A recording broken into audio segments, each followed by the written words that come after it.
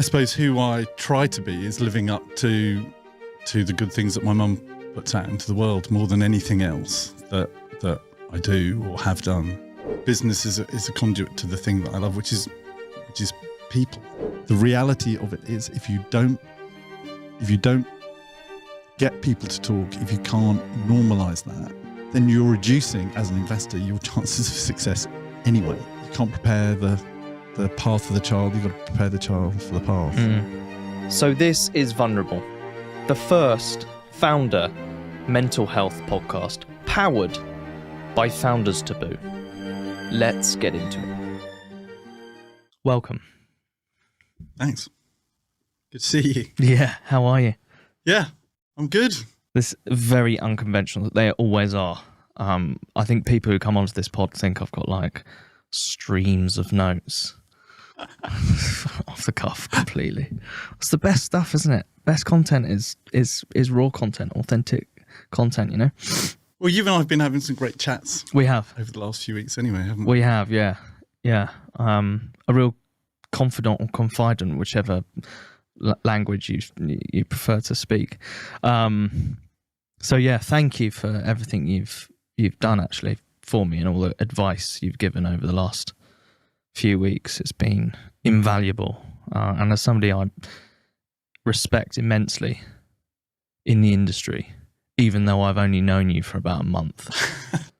And then when we were on the Andy A. podcast, I looked at your LinkedIn profile and I was like, fuck, this guy's done shit tons. And then also invested in Dream Factory and all that kind of stuff, which we'll get onto in a bit. But yeah, thank you. And we can actually talk about this because when this will go out, I will have announced what's happened with me. So yeah. For me, it's really interesting because this is all about business in so many ways. That's what, the narrative is. Yeah.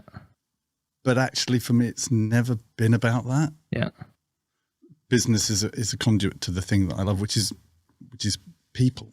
Yeah. It was just my route into working with amazing folk. And so if you have I suppose, if it's your approach to put people first, then you can always try to do that. Yeah. And if you find somebody who needs help, then you're always going to try and focus on that first. It's going in and out. Literally bring the microphone up to your mouth. Yeah. Don't you move. Speak. Like that? Perfect. There we go. Right. I won't even edit this out either. It's good. It's good content. Yeah, no, I completely... Shows I'm such a noob, doesn't it? Yeah. Invested in a content factory. Doesn't know how to use a microphone. And is so village in his approach to using a microphone. That would be so typical for me. Seize the opportunity. Doesn't matter. Yeah, you invested in a great person there in Graham.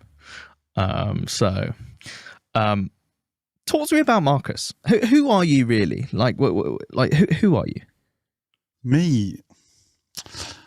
I'm probably more than anything my mother's son. So if there's anything that defines me. Likewise, by the way. My dad left when I was 2. Didn't really have no memory of my dad being at home because I was too young. Gosh. And so the formative person in my life was always my mum, and my mum is thankfully still with us at the age of 87, slowing down but as sharp as a tack. Amazing. And she's the eternal optimist. She's warm and giving and friendly, and the way I always describe my mum is she's the kind of person that you might, as a stranger, have had a 3-minute conversation with her at a bus stop, but you're probably getting a hug at the end of it. Really? Yeah. That's lovely. And that's what our house was like growing up. So, one could look at it and say, well, your dad left when you were 2. But I grew up in a house full of warmth and love. And I'm sure that didn't make it easy for my mum always because, she was just a regular teacher salary. But we never felt that it was, it was always an amazing place to be. How did that impact you growing up? I don't think it did. Really, because I didn't understand it. I think My sister, probably she was 18 months old and she had memories of my dad being there, but I didn't really meet my dad until I was 4. So that was just how it had always been. I didn't know a different world. There's this big figure in your life and suddenly they're not here anymore and that changes things. That was just normal life to me. So I think that's a lot of, I suppose, who I try to be is living up to the good things that my mum puts out into the world more than anything else that I do or have done. That's where it all comes from. I'm hoping you'll show her this. A little clip of this. We'll cut it up for you because that's really nice. Well, we talk about, and she's a very open person. Really? I'll go to see her this Saturday. I'll take her out for, we'll go out for coffee. I'll take her shopping, do some jobs in the house. Nice. And I'll. Does she live near you in Ickenham? No, she lives, my formative place, which is North London. Right. So she lives up in Whetstone sort of way. Oh, really? Yes, of course. We spoke about that. Yeah. Yeah. So gosh. I'll tell her about this. I talk about the fact of the influence that she had on who I am, because how could you not? We were always taught to open up about things. I suppose a lot of where I get my optimism from is the fact that we were always encouraged when we were young to talk. Right. So my mum has this saying, a trouble shared is a trouble halved. Yes, of course. And she used to drill that into us. And so she was very good at saying, something's not quite right here. Will you, what's going on? And she was very good at just, in the nicest possible way, picking at that until you spoke about it. How did you get into startups? Startups. Well, when I started my career, I suppose we should go back to the mid-'80s when computers started to become a thing. Yes. So I got a ZX81, Sinclair ZX81 with 1K of memory. Wow. You order them via mail order. I think my mum got one ordered it out of a newspaper because she knew I was quite interested in things and how things worked. So I had this little thing, this keyboard with it wasn't really a keyboard. Really? It was basically touch type, but you almost had to hit the keys with a hammer to get them to work. And 1K is 1,024 bytes. That's 1,024 characters in total to program with. And then you get a 16K expansion module for your next birthday, and all of a sudden your world has changed. Yeah. Because you copy games out of magazines. So I suppose that's where a lot of my interest came from to start with. But I wasn't a very good coder, so I knew how they worked, and I was fortunate. So I suppose to a certain extent we're all, products of our time. Yes. So being that first generation where you could have a computer at home, that didn't take up an entire room, you've got to be, if you're interested in, that's a great time to be around. If there's an interesting career for you ahead of that. So that's where it started, but I wasn't a very good coder, really. I could do stuff and I got what they did, but I figured that probably that wasn't the right path. I'd always been interested in I had my first job when I was 10. So I suppose there was always a bit of hustle, so-called, in there. I was interested. My mate Paddy down the road seemed to be earning £5 on a Saturday, and I was getting 20p pocket money. So I thought, well, yeah, I'd quite like some of that action, please. Raging injustice. Yeah. What? What? And he was delivering milk, so I said, well, okay. Well, how do I get one of those jobs? So between the age of 10 and 15, I got up at 5:30 every Saturday and Sunday.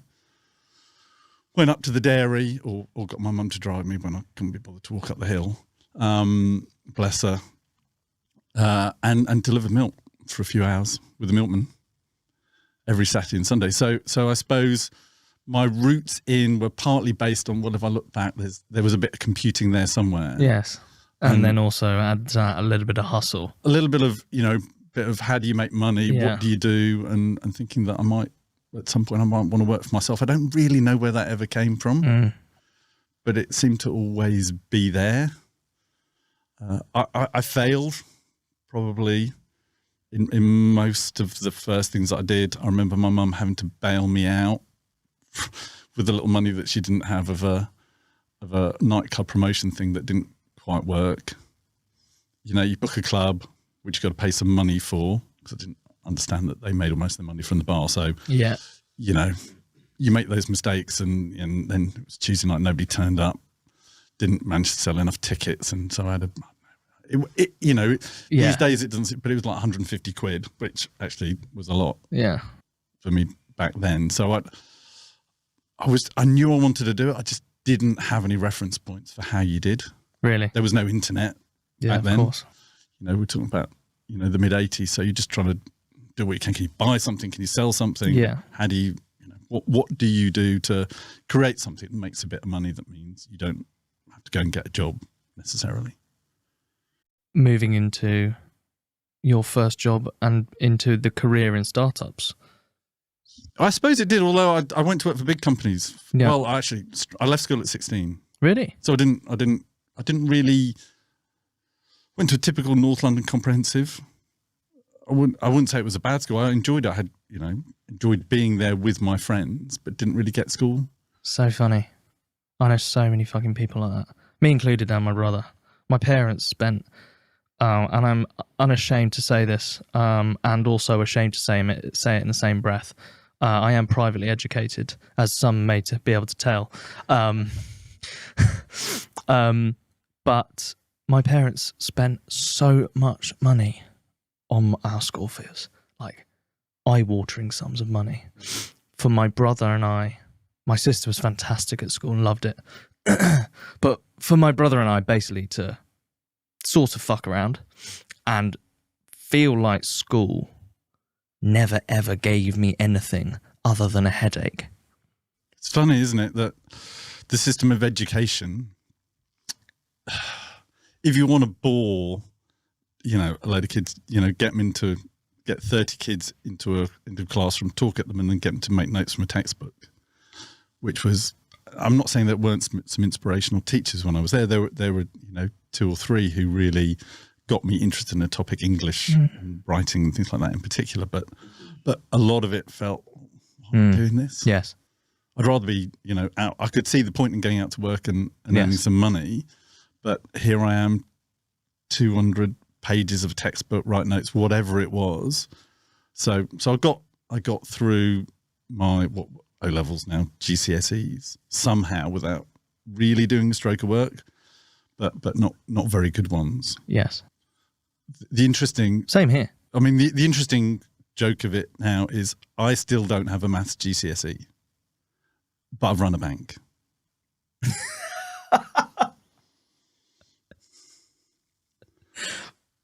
Really? Yeah, I don't have a maths GCSE because we had a supply teacher for the last 6-8 months of studying for maths O level. So I don't think we did a stroke of work. I certainly didn't. Fucking hell.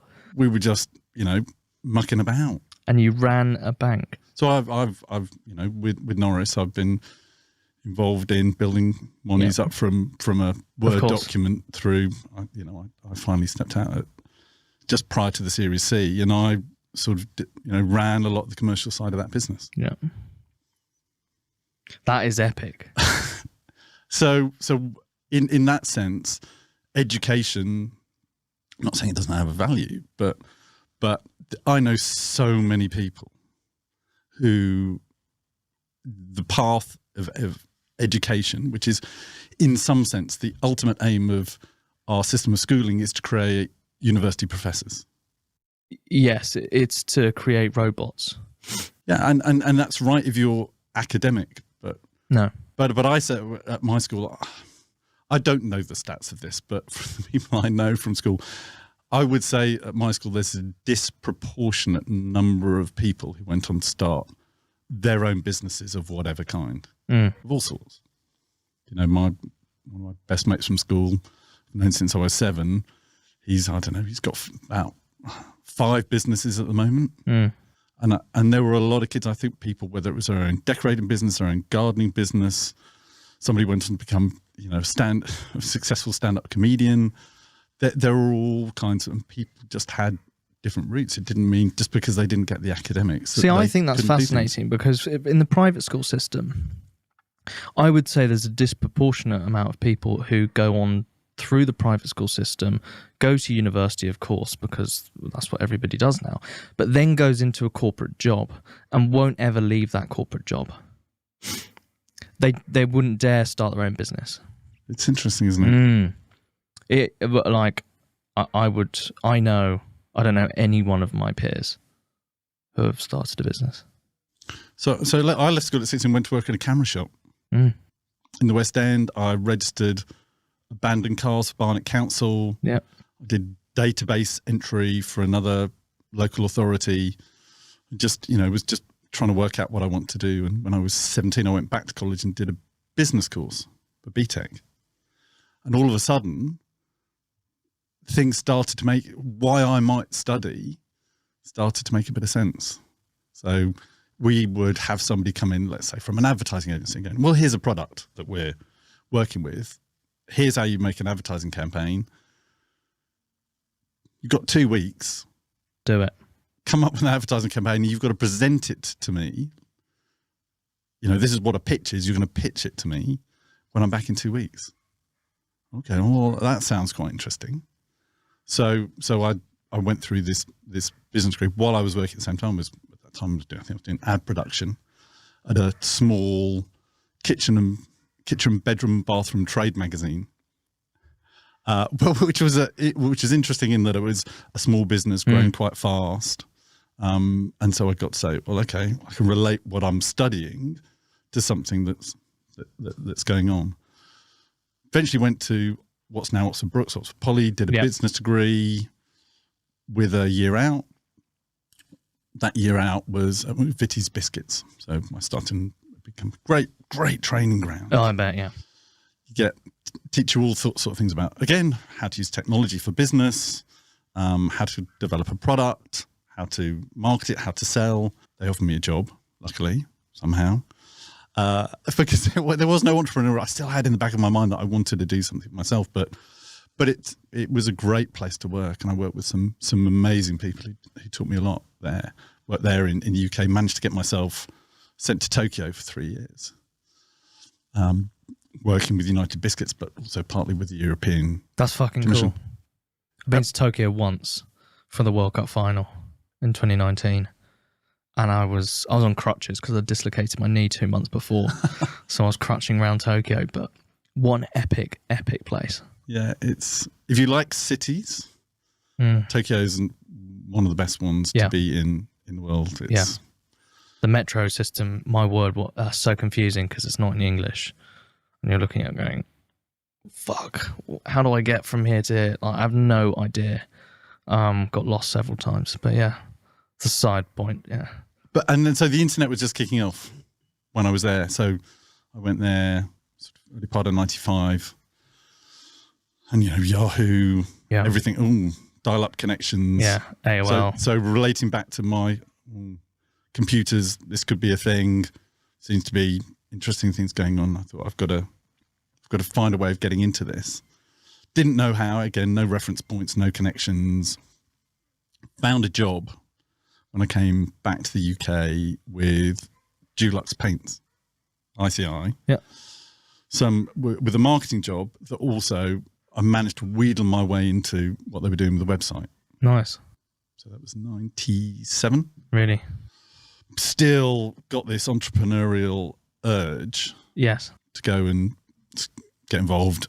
Internet's got to be the thing. Yeah. Everything's going wild. Got to get into that. Was headhunted into an incubator by a friend of mine in 2000. That must have been one of the early, really, really early embryonic kind of incubators. No, I think incubators were almost done by then, actually. So really? They went, the real 18 months of the dot-com boom where, you could almost float a bag of hot air on on the alternative investment market. I think that I joined them 4 months after the NASDAQ crashed, where, the bubble had definitely burst. Wow. And I got this job running a so-called, because I'd come from marketing, I was running this advertising network for them. Honestly, not the first clue what I was doing. I bet. I mean, I used to go out and get my sandwich at lunchtime. And, I was working with some really lovely, amazing people, but I was meant to be leading them. And I really had not. I used to go and get my sandwich, take an extra walk around the block. What am I actually going to do this afternoon that might be meaningful? And it felt like that for months. Hey, can I ask a massive favour? Can you subscribe to this podcast right now, if you haven't already? Your subscribes, your sharing, your liking, your commenting all over social media is increasing our reach, and it's meaning that founders out there know it's okay to talk about their mental health. Thank you. Vulnerable, a Founders Taboo podcast, has been created to raise awareness on the highs, lows, and taboos of the founder journey, to amplify the raw and unfiltered stories of founders, and to remind those listening that they are not alone.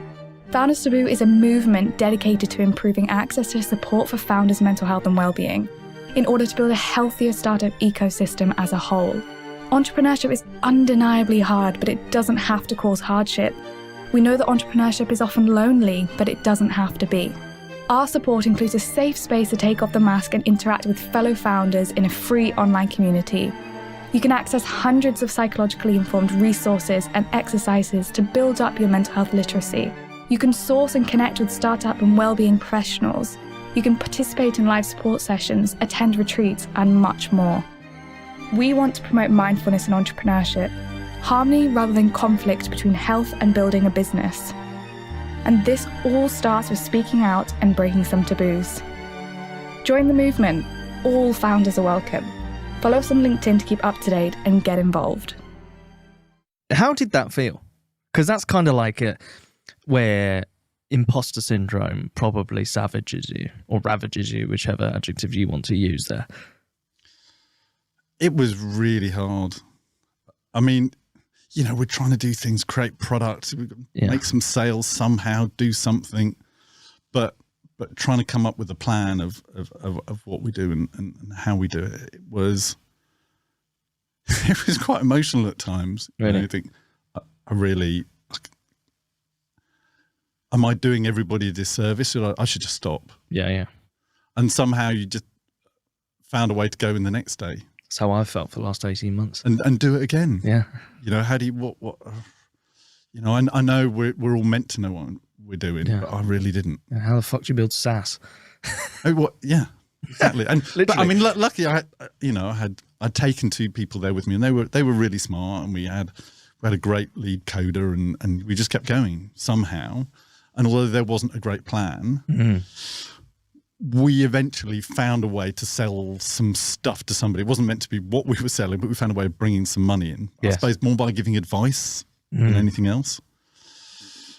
So we finished up there. It didn't. I mean, that business kind of like folded in on itself. And the guys who we'd been running it for, and I suppose we'd seen that coming. So it didn't.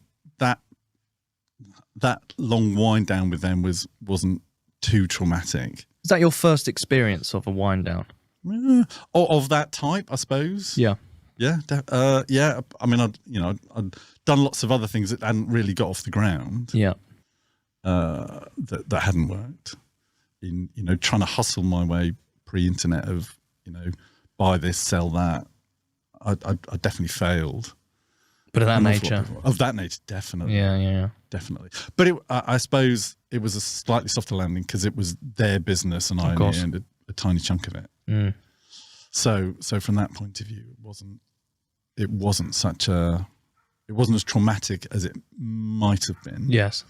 And in that process, I met somebody else running one of the other divisions and said, well, what are you going to do?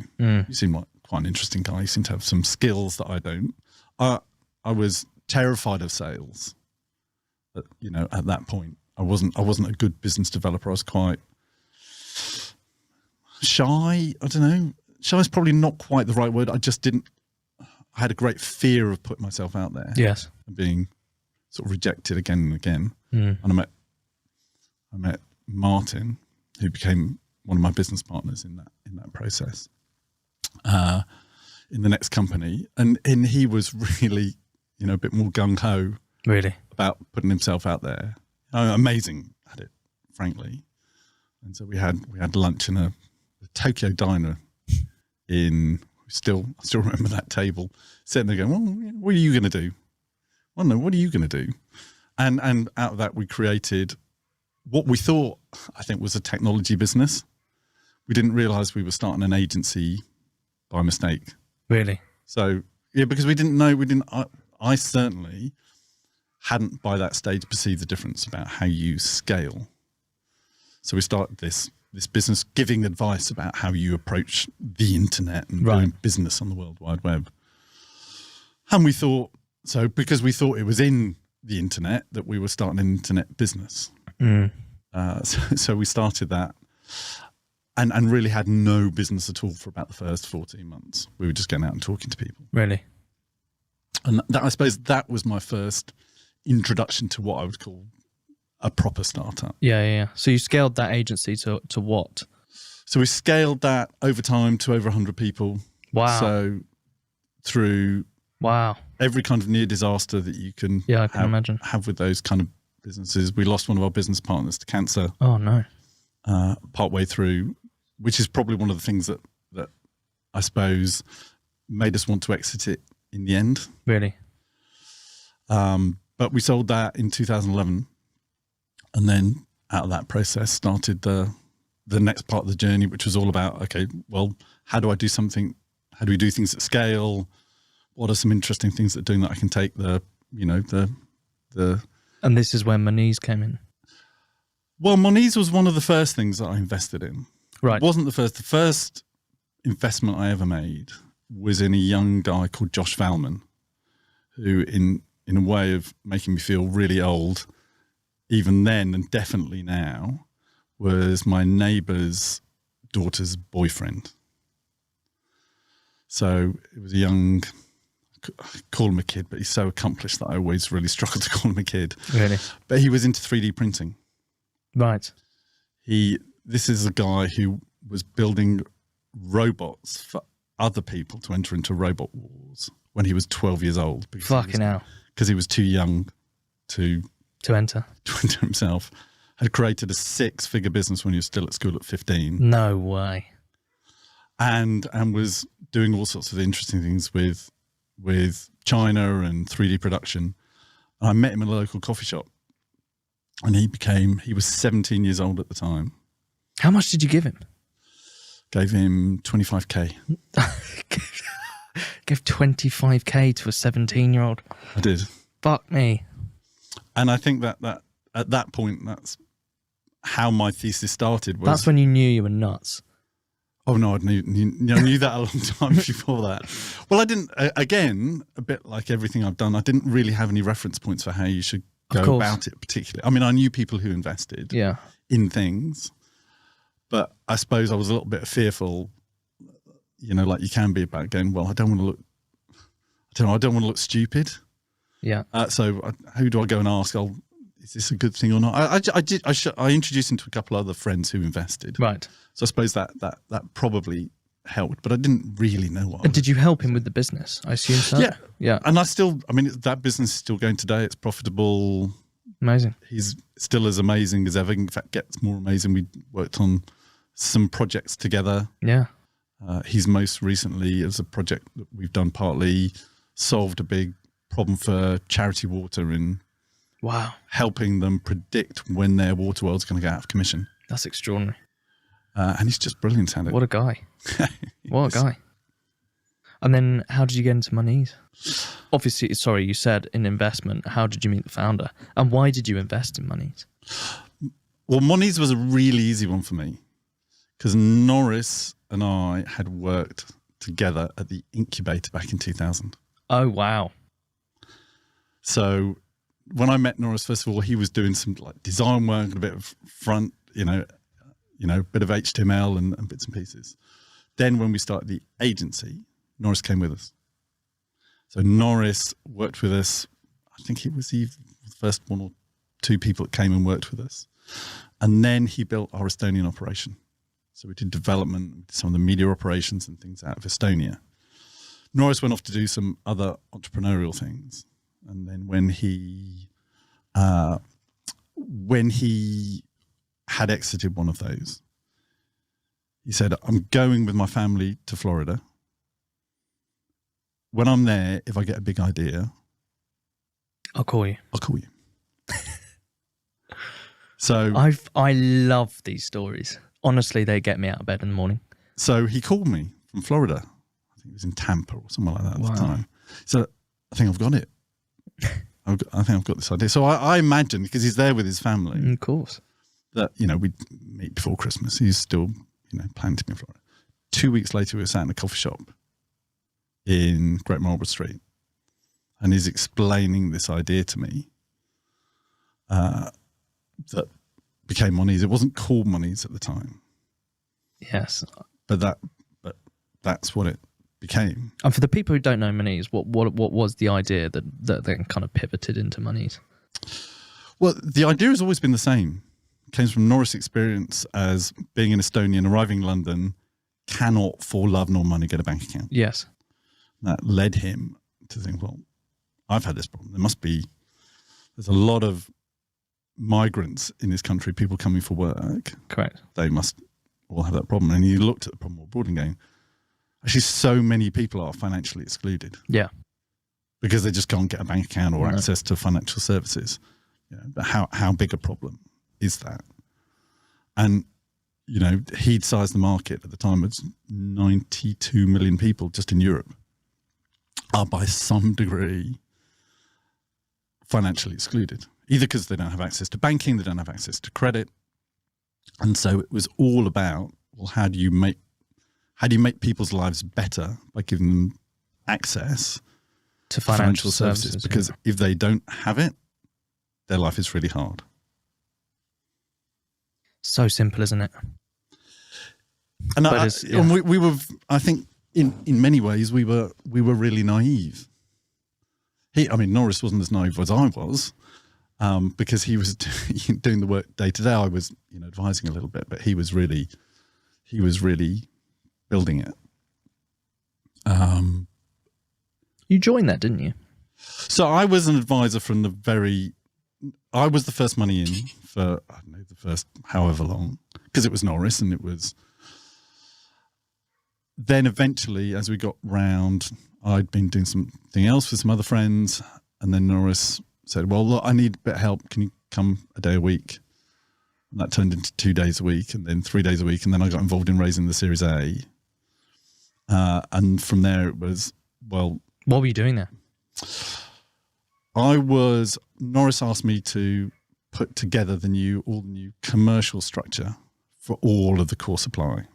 So how do you do the debit cards and the processing, and what does that whole thing look like? You've never had experience of that, really, though. I had no experience of it. But it was a commercial, how do you make this thing make money? Yeah, essentially. Because I assume it's a bit like Monzo. Well, in fact, it's exactly like Monzo, isn't it? In that kind of way. In the traditional sense of what Monzo was. Yes. Yeah. So you've got payment for services through the card schemes, through banking services, and then you charge. A bank is slightly different. Monies isn't a bank; it's an e-money institution, so it can't hold deposits. Right. It has to have those safeguarded by a third-party banking institution. But it's one of the things that allowed it to move quickly through different markets and provide its services more broadly. It's fascinating. What were the fuck-ups at Monies? Well, I think one of the big things at the start that we'd made an assumption about the form of regulation that was a big mistake that turned into one of its biggest strengths. So we'd assumed that you had to go and get regulated. We didn't know that you could operate under somebody else's regulatory umbrella. Revolut, Lithuania, etc., etc. Well, it's you can have somebody who's a regulated party, Right. and you just get a license Right. under them. But we went out and got our own license, what's called a small e-money license at the start, because we thought that that's how you had to do it. And that meant we had to go through all sorts of processes about how do you onboard people. And so we were laboring under this, this false assumption about how we had to do things. And doing things in the wrong way turned out to be the fundamental strength of the business in the early days. Because we built this whole onboarding process for migrants under this regulatory form. We went through all of that understanding, all of that learning, all of that product knowledge ourselves to start, that we wouldn't have done. And therefore, we wouldn't have had this piece of technology that turned into just really the fundamental underlying strength of the business in the early days. Just wouldn't have had it. You exited that business, correct? So, I had a partial exit from 2018. I stepped out in 2019, but I'm still involved. Still a major shareholder. Still talk to Norris probably weekly. Really? Yeah. Where does that business go now? It's got a fantastic duality of strengths. So it's got a retail business, but it's got an amazing banking platform. Really? So there's just been an investment from HSBC in that business. How much has it raised in total? Just over $200 million. Yeah, that's amazing.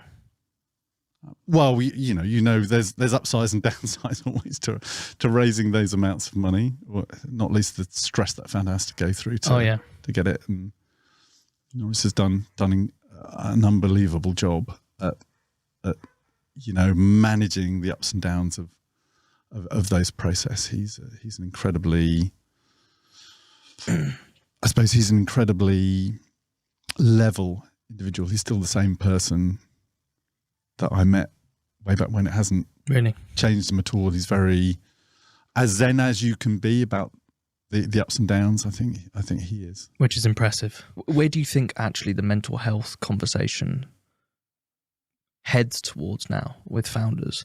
Because I think we see more and more founders talking, which is fantastic. Yep. I see more people talking about their mental health, talking about shutting down companies, etc., and having that strength. But I personally, and we've spoken about this, I think that actually we can make a huge amount of difference from the investment or investor community being more proactive with how mental health is spoken about and being more proactive about, I suppose, being vulnerable. Because whether we like it or not, the dynamics of the industry with founders is heavily skewed towards raising capital. And that gives a certain foundational kind of element to, is it okay to speak or is it not okay to speak? And I think we're going to help a lot more founders be more comfortable talking about their mental health if the investor community is way more proactive about normalizing this conversation. I think that's absolutely 100% accurate. Right. Because we're in when you're trying to raise money, you're trying to sell correct yourself, and you're trying to sell your business. You're trying to sell how well you're doing, and if you feel that you show vulnerability, then you won't raise money. Yes, because you've got to, show that everything is rosy in the garden. It's fine. We're doing fine here, and I think that runs counter to the need to talk about when things aren't going well. Mm. So I think we have to normalize those conversations because actually the reality of it is if you don't get people to talk, if you can't normalize that, then you're reducing as an investor your chances of success anyway. Yes. Where do you think investors get it wrong? Do you know, I think they're trying to get it right. I do. I think they are. I'm involved with some great VC firms and talking about how your feeling as a founder is becoming a lot more normal. I think a lot of the fear still comes from, and of course there are arseholes in any industry, but that's not most people that I come across. I think people typically have human values, and they want to know. They'll worry about their own. Well, okay. Well, what does this mean for how this investment's doing and all of those sorts of things? But I don't think. I think most people approach these things with really human values. I think a lot of the fear comes from the founder side. Well, what happens if I make myself vulnerable? And although there's going to be a minority of people who think badly of you or think about purely themselves when you say something, when you talk about how you're feeling, when you're feeling vulnerable, I actually think that I would encourage more people to talk to their VCs about it, because most of the VCs I know will be really understanding and will find a way to help. That's going to be a tough one for a lot of founders. It's really tough. I totally understand, because it's not the narrative that you build up, but trying to build honesty and vulnerability into the relationship is in the end the only sustainable path, because not being and talking about who you are and what you're going through it can be really damaging to your mental health in particular, but to in the end to a relationship. This is a very different question, but what gets you out of bed in the morning? What excites you? Working with great people. Really? Yeah. Both my my business partners are up and to the right, Nick and Andy. They're interesting and curious people. Andy Yim? No, although Andy is also an amazing person when I get to spend time with him. Right, Andy Maher. So Andy runs the M&A side of our business, and other parts of it as well. And just every time we're on a call and discussing the business, that I look forward to that every day. There's not a day where I don't look forward to that. They challenge me in really great ways. Nick's been my business partner on and off for 25 years. What makes him good? What makes him great, sorry. He's just so smart. Really? Yeah, in a way that I'm just not. Yeah. And so he challenges my thinking. I mean, really challenges it. I mean, to the extent that at this point we're more like an old married couple. Yeah. Than anything. But the intellectual stimulation that he gives me and challenges me on, I think, oh God, it's so annoying, but he's so right. Yeah. And so that I feel that makes me better. But then working with amazing founders, working in industry that's where there's new things all the time. I spoke to a wonderful lady, Grace, yesterday. First time I'd spoken to a founder doing interesting things with coaching. And I thought, oh, you're so smart. You're really going to achieve something because you're great at putting across what it is you're doing, why you're doing it. You're asking me great questions about what you should be thinking about next. And I have lots of those conversations every single week. Yeah.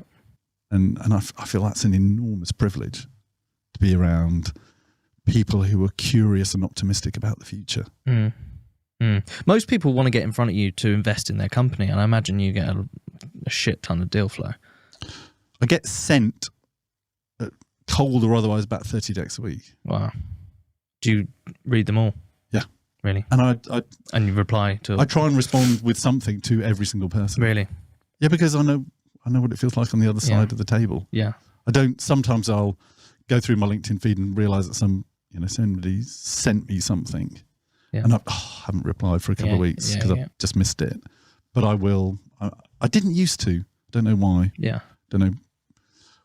Well, probably because I think, I'm not going to invest. I'm not going to, But I've come back to the thing. Well, everyone's trying really hard. Yeah. It may not be for me, but I know they're all trying really hard. Yeah. They're passionate about this thing that they're doing. So I can give it a few minutes. What do you look for in a founder? What do you look for in a business? Although actually I know what your answer is going to be. Yeah, you do. Yeah. Yeah. Because I just answered it there in my question. It's all about it's all about people and all about the founder. But breaking that down further, it definitely starts with value. I don't want to go on it's a stupid asset class. This I've said this. I've been on record saying this before. It's, you know, if I described it as an investment opportunity to you, okay, well, you know, invest in my fund, my thing. Yeah. You're not going to get your money back. So I'm going to tie up your money for at least 7 to 10 years, maybe longer. But you shouldn't worry about that, because actually I'm really likely to lose all of it in the meantime anyway. So that's it as an investment opportunity. Yeah, exactly. We're at the higher, you know, higher risk end of things. So you've got to think, you know, why you're doing it. For me, I'm trying to make good bets, but I'm not in essence doing it for the money. I'm not investing for the money. I'm investing to go on a journey with amazing people. Because no matter what happens to the investment, it's an expensive journey. Yes, possibly, but because I love doing it. Yes.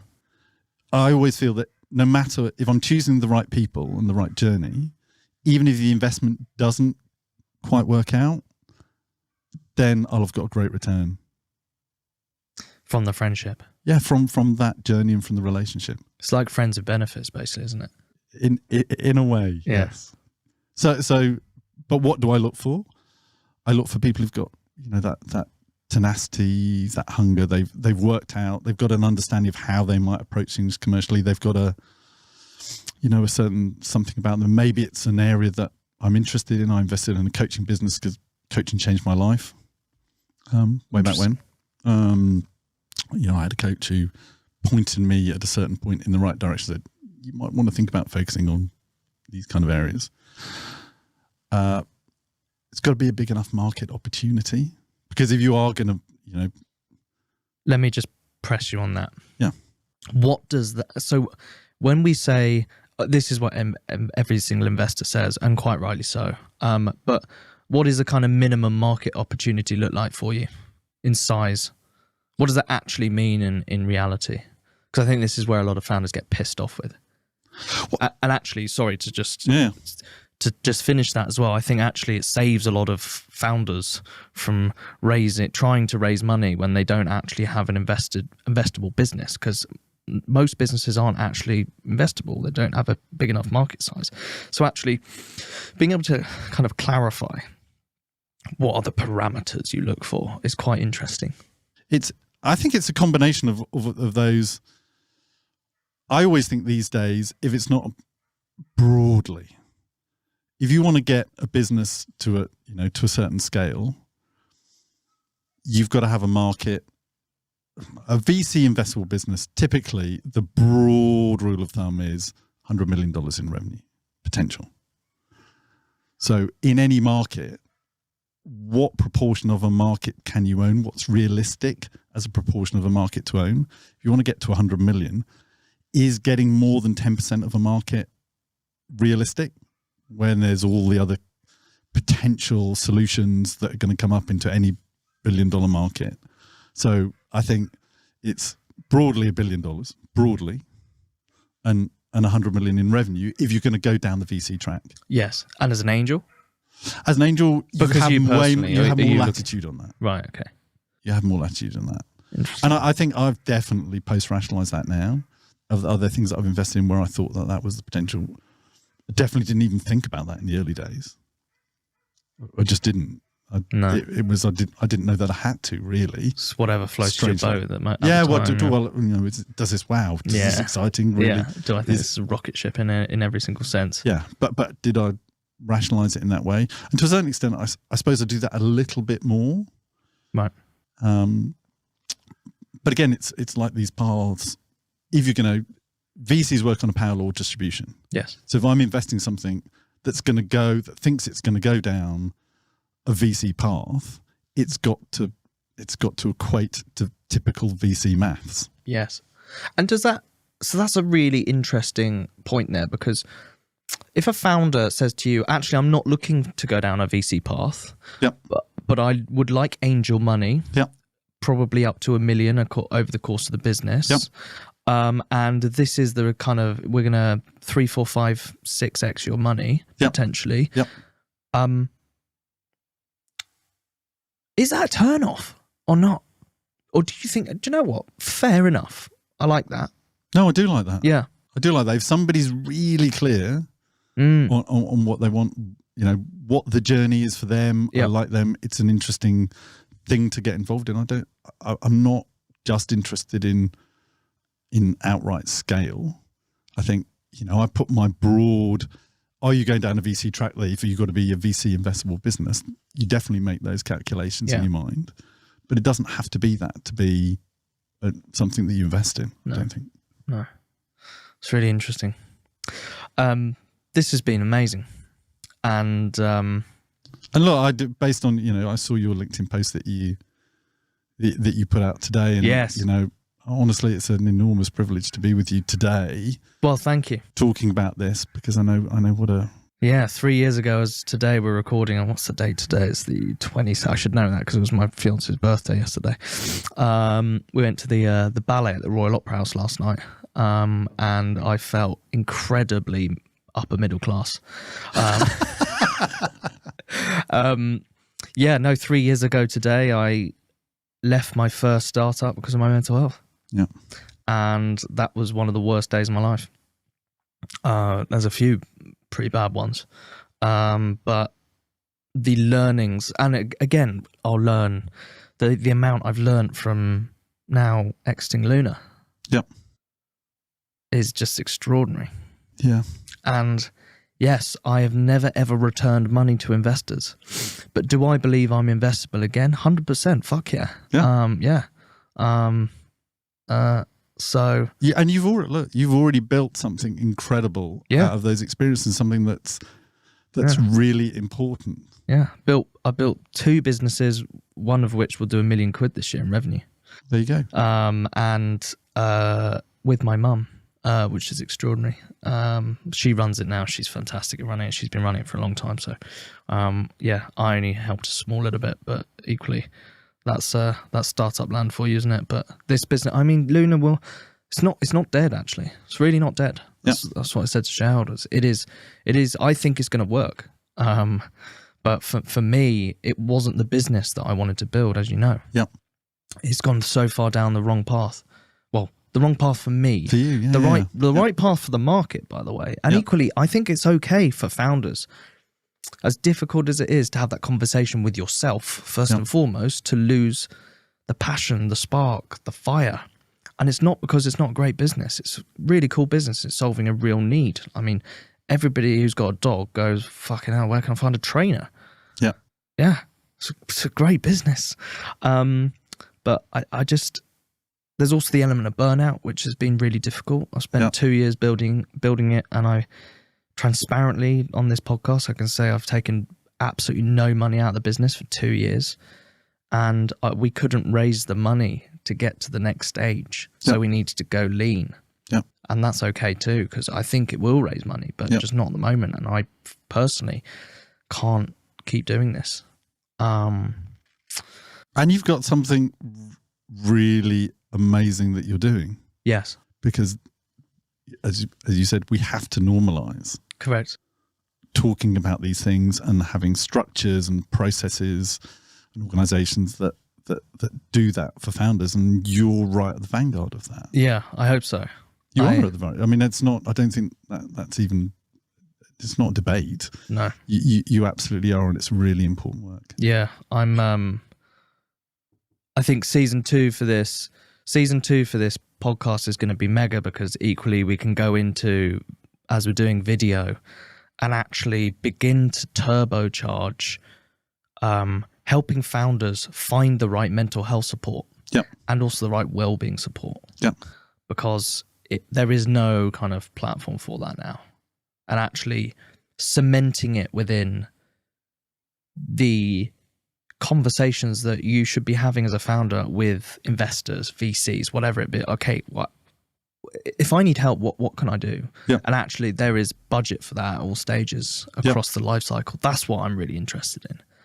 because that's what I think we're going to really move the needle over the next 5 years, and I just hope I'm at the forefront of that. I think I will be, but we'll keep doing this podcast as long as possible until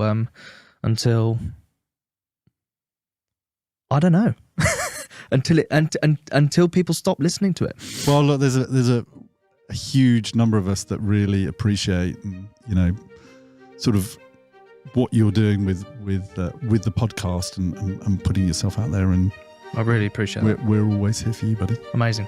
Top man. Lovely to see you. Thanks. Cheers.